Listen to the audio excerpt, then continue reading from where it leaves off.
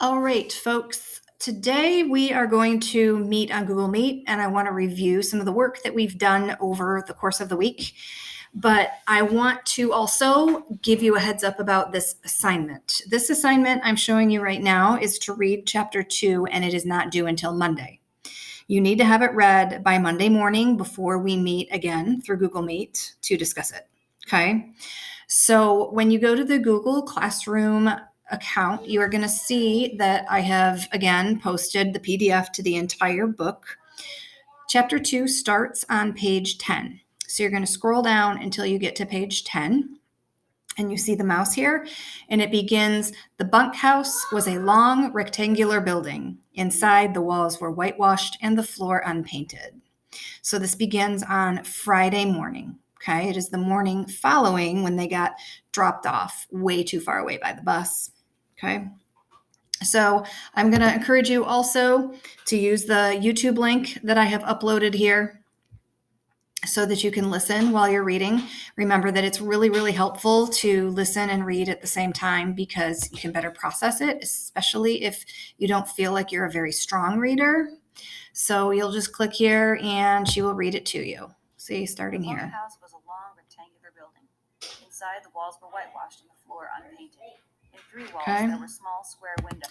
All right, so you can either read along here, or if you want, read along here. It's entirely up to you.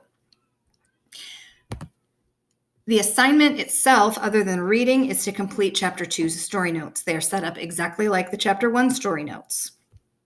Here at the top, I have a picture of what the bunkhouse might have looked like. That's an old bunkhouse from the 1930s. So as before, you're going to state the major events in the plot right here. We know that the setting is Friday morning, but you need to describe the place and time, describe the bunkhouse, describe the mood or atmosphere. How does it feel? How do the people in there seem to feel and act?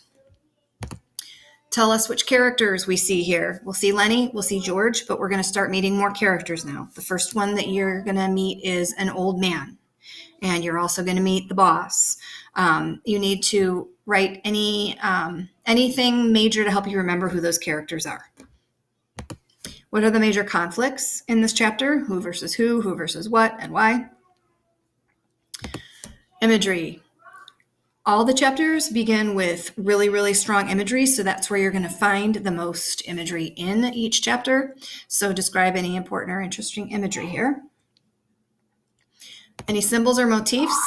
Our notice and note signposts for again and again are always key here. Whenever we see it coming up over and over and over, we know it's probably important. And then any themes, any underlying messages you see developing here. What are we supposed to learn? Again, think about your notice and note signposts and how we determine theme. I really do recommend just having this open in another tab while you are reading, okay? And the reason I recommend that is because it is a lot easier to answer these things as you're reading than it is to remember back after you've read it all. All right. So when you do get to the very, very end, please write down things you found interesting, things that looked important, and any questions you have about the chapter. On Monday, we will meet again through Google Meets, and we will have a little discussion. And I want you then to add any notes, anything that you learned from the class discussion. Okay. So again, this is the assignment. Make sure that you hit turn in by Monday before, I'm going to say 9 a.m. Okay. Do this over the weekend.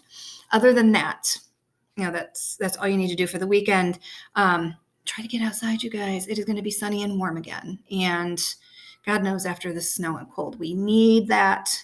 So I will be available as always through phone, through Remind, through email.